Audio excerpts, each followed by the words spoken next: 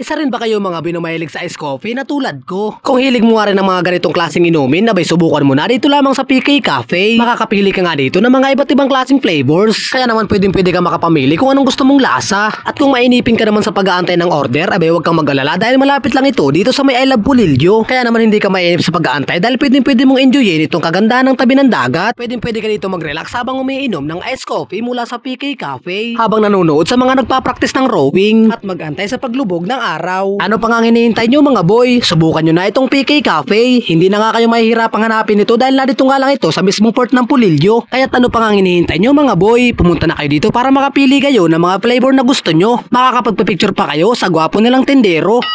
Igi moy. Tara na mga boy para matikman nyo na rin. At talagang mapapasabi kayo ng